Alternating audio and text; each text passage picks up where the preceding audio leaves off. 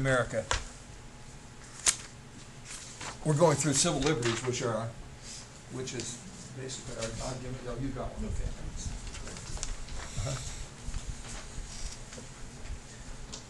Freedom of speech is very akin to freedom of religion. It's freedom of conscience in America. We're free to do anything we want, and even to think wrong thoughts, as long as we don't hurt other people. In America, it's all about we have the right to be totally free. My right to swing my fist stops where your nose begins, right? But we have the right to be free as long as we don't hurt other people. And we're going to talk about some ways, some types of speech that hurt other people, and they're not protected, right? Freedom of the press. We all remember, I think everyone here is old enough to remember, no, not everyone here is old enough to remember the 60s, but I remember the 60s. And so, many of us we would look at Pravda, which was the Soviet newspaper in Moscow, which means truth, by the way, and it was just lies, you know, it was government propaganda. But now we're getting pretty close to that here in America.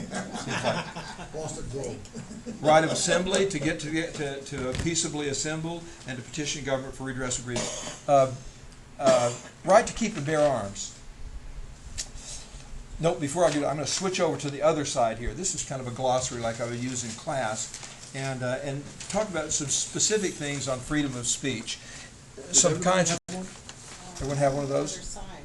I put some around the chairs. Is there another one that has a backside? Yes, right here. I've listed under freedom of speech some of the types of speech that are, most speech is protected, some speech is not protected. Imminent lawless action is not protected. That's like yelling fire in a crowded theater, right? You can't do that. You can't try to start a riot unreasonably just to get your own way in a political deal or something. That's imminent lawless action, and that's not protected under our laws. Symbolic speech. We're really all about freedom of speech and freedom of thought in America. And so symbolic speech, generally speaking, is protected, especially political speech. Well, it was a political speech, and it was protected. Whether you agreed with it or not, it was protected speech. And we don't.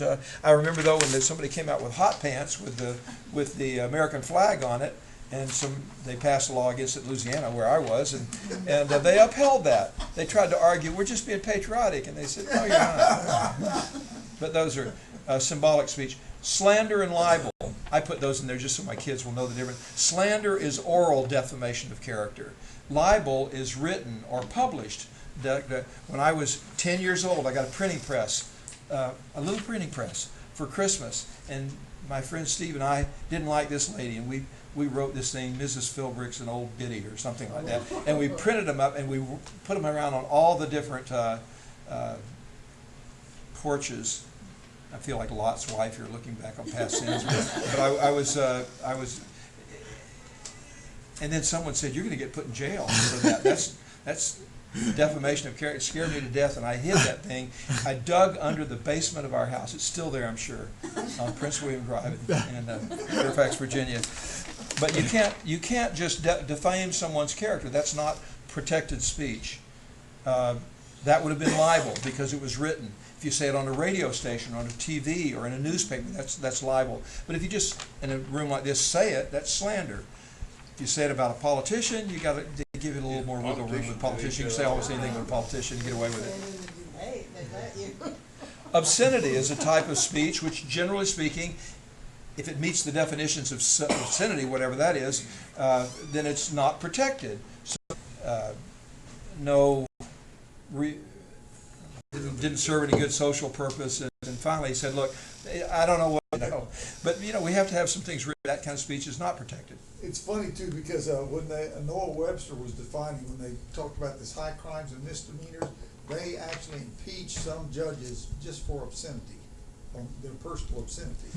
That's how serious they were. Yeah, and that's another thing in the Constitution. It's kind of off, but we'll mention, since you brought it up. We understand high crimes, treason, let's impeach them and convict them and so on. But misdemeanors, why a misdemeanor? Why not just say for felonies and high crimes and so on? Well, they want. My understanding, and I don't know that this is historic, but my understanding is that the founding fathers wanted to leave some room, and if there were some things that people felt like someone wasn't fit in that community for positions, that they could be impeached for that. And if the Senate wanted to convict them, they could do so. It's a legal and a political process, impeachment. Okay, back to fighting words. Fighting words are words that that it's not protected speech. I put a bunch of types that are not protected speech in here. Fighting words. You call someone the N word, and he punches you in the nose. You can't sue, or you go and say to someone, he's there with his girlfriend, and you say she's a slut, and he punches you in the nose. You can't sue him for assault and battery. It's not going to be, because those are fighting words. You should have known that you were going to get. You should have known it would elicit an emotional response, and you better, by the way, punch him in the nose if you called your wife, something like that. I don't know. I'm not. Forget I said that. But fighting words are So every Trump should go state. and beat up Cruz. Pardon? Trump should go beat up Cruz. Oh, they can say whatever they want about each other. There's almost you can't come up with obscene words or fighting words in politics hardly that will get anybody in trouble. Prior restraint, which is government censorship, and it's not supposed to happen, and it does happen. Freedom of religion, funded institutions, for example, or even in private, that there is a God that gives order to the universe and so on, versus not trying to resolve that issue here tonight, only to say that that's a freedom of religion. The status of the situation now is, after many decades, is that there was a little prayer maybe on the wall. They'd stop and we'd all say the prayer. We didn't even have a moment of silence.